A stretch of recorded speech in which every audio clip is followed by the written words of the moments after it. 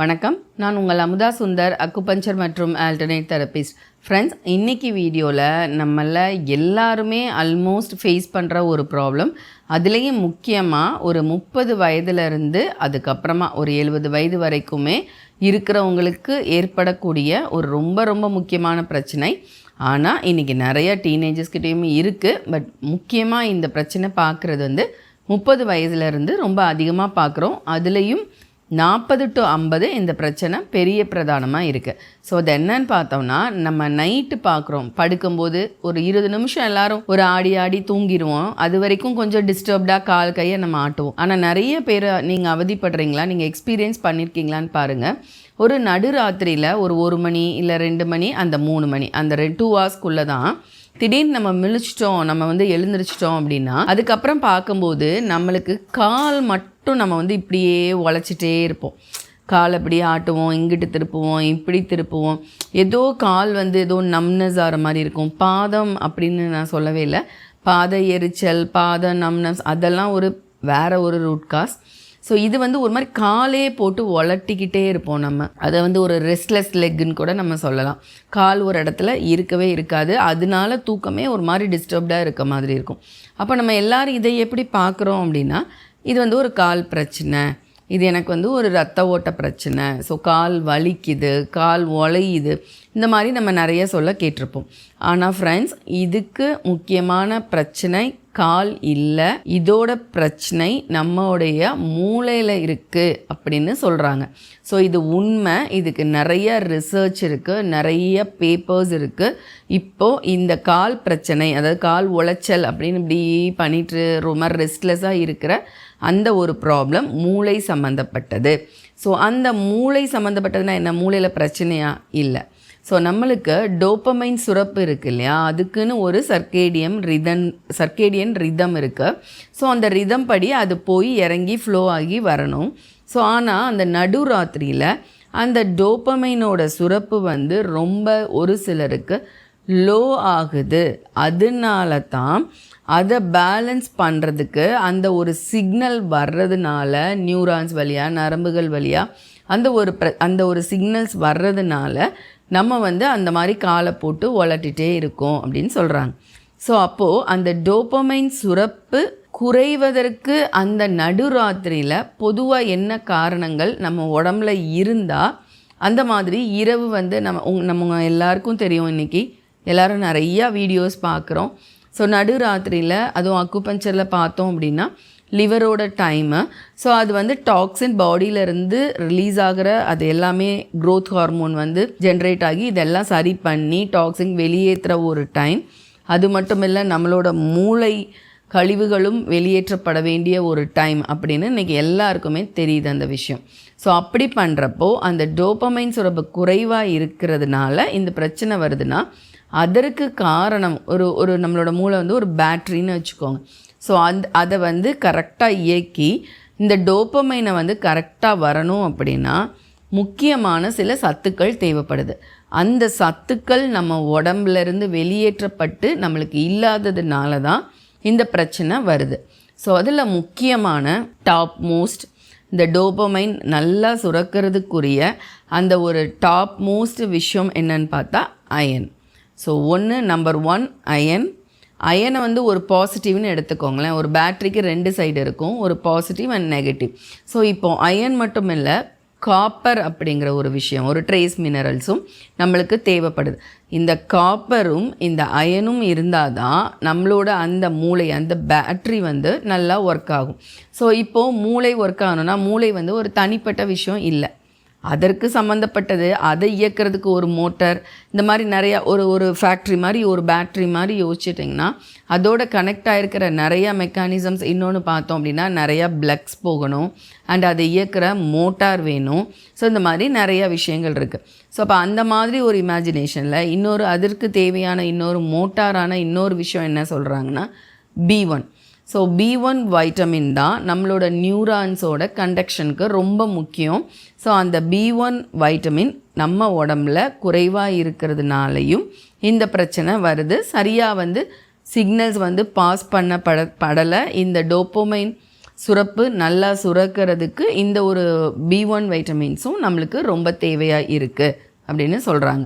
So இப்போ வந்து அந்த B1 வைட்டமின்ஸ்லாம் ஏன் தேவை அப்படின்னா, நம்மளோட உடம்புல இருக்கிற அந்த முக்கியமான ஒரு பகுதி முக்கியமான செல்ஸில் இருக்கிற ஒரு விஷயம் வந்து மைட்டோகாண்ட்ரியா. நம்ம எல்லாருக்கும் சின்ன வயசுலேருந்து நம்ம சயின்ஸ் படிச்சிருப்போம். அந்த மைட்டோகாண்ட்ரியாவில் தான் நம்மளோட சத்துக்கள், அதாவது நம்மளோட சாப்பிட்ற அந்த எனர்ஜி வந்து ஏடிபின்ற ஒரு ஃபார்மாக கன்வெர்ட் ஆகி அதுதான் நம்ம உடம்புக்கு ஃபுல்லாக போகுது நியூரான்ஸ் வழி. ஸோ இப்போ அந்த விஷயம் இங்கே தடைப்படுறதுக்கு ஒரு காரணம் வந்து B1 அண்ட் ரொம்ப முக்கியமான இன்னொரு தாது உப்பு வந்து மெக்னீஷியம். ஸோ இந்த மெக்னீஷியத்தில் குறைபாடு உங்களுக்கு வரும்போது இன்னொரு முக்கியமான விஷயம் என்ன தடைப்படுதுன்னா, அது வந்து கால்சியம்க்கு சப்போர்ட் பண்ண மாட்டேங்குது. ஸோ கால்சியம் மசில்ஸ்லேருந்து கரெக்டாக மூவ் ஆனால் தான் ஸ்டிஃப்னஸ் வந்து இருக்காது. ஸோ அப்போது இந்த மெக்னீஷியம் குறைஞ்சா அந்த கால்சியம் வந்து நம்மளோட மசில்ஸில் இருக்குது இப்படி தங்கி இருந்து அது மூவ் ஆகாதனால உங்களுக்கு பார்த்திங்கன்னா அந்த கால் வந்து ஸ்டிஃப்னஸ் அப்படி ஒரு மாதிரி நம்ம பேலன்ஸ்டாக இல்லாமல் அப்படியே இழுத்துக்கிட்டு நம்ம திருப்புறது, சிலருக்கு மூட்டில் வந்து அந்த டைம் வந்து ஸ்டிஃப்னஸ் வந்துடுறது, இது எல்லாமே நடக்குது. ஸோ அப்போ அதற்கு காரணம் வந்து மெக்னீஷியம். ஸோ மெக்னீஷியம்னால கால்சியமோட மொபிலிட்டி, அதோட மூமெண்ட் வந்து தடைப்படுறதுனாலையும் ஸோ இந்த பிரச்சனைகள் அதிகமாக வருது. ஸோ அப்போ இதெல்லாம் வந்து ஒரு மிஷினை நீங்கள் எடுத்துட்டிங்கன்னா அதோட ஒரு பேட்ரியோட பாசிட்டிவ் அண்ட் நெகட்டிவ் அண்ட் அதுக்கப்புறம் அதுக்கு ஒரு மோட்டார், அதுக்கு ஒரு கால்சியம் மாதிரி ஒரு ப்ளக்ஸு. ஸோ இது எல்லாமே கரெக்டாக இல்லாமல் இதில் எந்த ஒரு விஷயத்தில் குறைபாடு இருந்துச்சுன்னா நைட் நம்மளுக்கு இந்த மாதிரி பிரச்சனை வரும்னு சொல்கிறாங்க. ஸோ அப்போது இதெல்லாம் ஓகே, இத்தனை விட்டமின் அண்ட் மினரல்ஸ் என்னோடய உடம்புல இருந்து ஏன் வந்து குறையாக இருக்குது? ஸோ நான் நல்லா தான் சாப்பிட்றேன், எல்லாமே அப்படி தான் நல்லா தான் சாப்பிட்றேன், ஆனால் ஏன்? ஒன்று, நம்ம உடம்புல நல்லா உறிஞ்சப்படலை சத்துக்கள், லோ ஆசிட் நம்ம உடம்புல இருக்குது. ஸோ அந்த லோ ஆசிட் அப்படி இருக்குது அப்படின்னா நம்ம உடம்புல சத்துக்களே உறிஞ்சப்படாது. லோ ஆசிட் காரணம் நிறைய விஷயங்கள், நம்ம நேரம் கடத்தி சாப்பிட்றது, ரொம்ப வந்து டென்ஷன் ஆகி ஒரு கட்டத்தில் அதே திங்க் பண்ணிகிட்டே இருக்கிறது, ஓவராக ஃபாஸ்டிங் இருக்கிறது, கவலைகள் மைண்டில் எப்பயுமே இருந்துக்கிட்டே இருக்கிறது. ஸோ இந்த மாதிரி விஷயங்கள்னால லோ ஆசிட் ப்ராப்ளம் வருது. நான் ஆசிட் ரிஃப்ளெக்ஸ்னு ஒரு வீடியோ போட்டிருக்கேன், அதை பார்த்தீங்கன்னா அந்த லோ ஆசிட் ஏன் வருதுங்கிற டீட்டெயில் வந்து உங்களுக்கு தெரியும். ஸோ அப்போ இந்த மாதிரி பிரச்சனைகள்னால ஒன்று லோ ஆசிட் இருந்து சத்துக்கள் வந்து உறிஞ்சப்படலை, அண்ட் இன்னொன்று நம்ம நிறைய பேர் பார்க்க தவறுற விஷயம், நிறையா பேருக்கு புரிதல் இல்லாத ஒரு விஷயம் என்ன அப்படின்னா, என்னோடய வீடியோவில் நிறைய நான் சொல்லிகிட்டு இருக்கிறது, உடம்பில் உட்கிரகிக்கிறது மட்டும் வேலை இல்லை, உடம்புல இருந்து வெளியேற்றப்படுது. நம்மளோட மெட்டபாலிசம், அதாவது நம்மளோட செரிமான குறைபாடு இருக்குது, நிறையா மெட்டபாலிக் டிசார்டர், அதுலேயும் மெயினாக சுகர் நம்மளுக்கு குளுக்கோஸ், ஹை குளுக்கோஸ் அதிகமாக எப்போயும் இருக்கிறவங்க, எனக்கு சுகர்லாம் இல்லை நான் மாத்திரை போட்டு ரீடிங் கண்ட்ரோலில் தான் வச்சுருக்கேன் அப்படின்னா, நீங்கள் ரீடிங்கை தான் கண்ட்ரோலில் வச்சுருக்கீங்க, ஆனால் மாத்திரை டோஸ் அதிகமாக போட்டு குளுக்கோஸை நீங்கள் நிறைய வெளியேற்றிட்டு இருக்கீங்க. ஸோ அப்போ அந்த வெளியேற்றுற ஒவ்வொரு குளுக்கோஸ் வெளியேறும் போதும் நீங்கள் டீஹைட்ரேட் ஆகிறீங்க.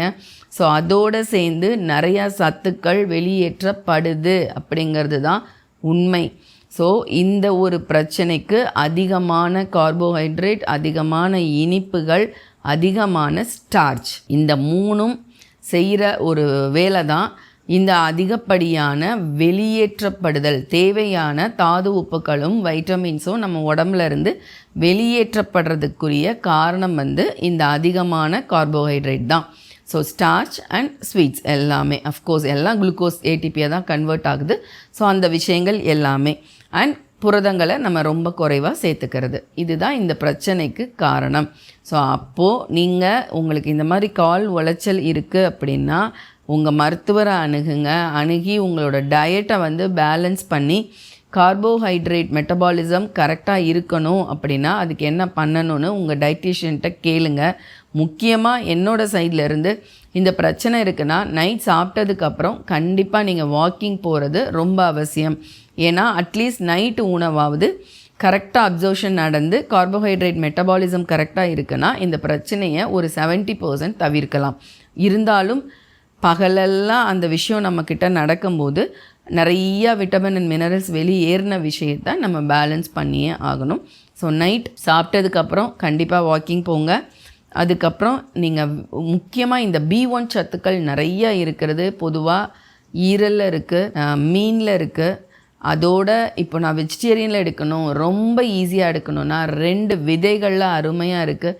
சூரியகாந்தி விதையும் நம்மளோட எள்ளு. ஸோ வெள்ளை எல்லாம் இருக்கலாம், கருப்பு எல்லாம் இருக்கலாம், இல்லை 2 எள்ளும் நீங்கள் எடுத்துக்கலாம். ஸோ இந்த 3ஐயும் சேர்த்து பொடி பண்ணிவிட்டு நைட் நல்லா வந்து 2 டீஸ்பூன் எடுத்து அது ஏதாவது ஒரு ஃபார்மில் சாப்பிட்ணும். ஒன்று இட்லி பொடி, இல்லை தோசை மேலே பொடியாக போட்டுக்கலாம், இல்லை அப்படின்னா நீங்கள் வாயில் போட்டு தண்ணி குடிக்கலாம், இல்லைன்னா அந்த சீடாவே போட்டு மென்று சாப்பிட்லாம். இது மாதிரி ஏதாவது ஒரு ஃபார்மில் 4 கிராம் ஒவ்வொரு சீட்லேயுமே இருந்து 4 கிராம் உங்களுக்கு கிடச்சிருச்சுன்னா இந்த B1 சத்து ரொம்ப அழகாக கிடைக்கும். ஸோ நைட் அந்த டோபமைனில் குறைபாடு ஏற்படாமல் இருக்கும். ஸோ இதை வந்து நீங்கள் நைட் சாப்பாடோடு சேர்த்துக்கிறது ரொம்ப நல்ல விஷயம். அண்ட் நட்ஸ் அண்ட் சீட்ஸ்லேயுமே இருக்குது. பகலில் நீங்கள் வந்து நல்லா இப்போ சீட்ஸ் நைட் சேர்த்துக்கிறோம். ஸோ நட்ஸ் வந்து நீங்கள் நல்லா பகலில் வந்து நம்மளோட ஆல்மண்ட்லாம் வந்து நீங்கள் பகலில் கொஞ்சம் சாப்பிட்டிங்கன்னா நல்லாவே கிடைக்கும். தேங்காய் பால் இந்த விஷயத்துக்கு ஒரு மருந்தாக இருக்குது. ஸோ அண்ட் B1 இந்த குறைபாடு இந்த ஒரு விஷயத்தை சரி பண்ணும். அதாவது கார்போஹைட்ரேட் மெட்டபாலிசத்தில் எனக்கு பிரச்சனை இருக்குது அப்படின்னா சூப்பராக அதுக்கு ஒரு வெஜிடபிள் ட்ரீட்மெண்ட் இருக்குது.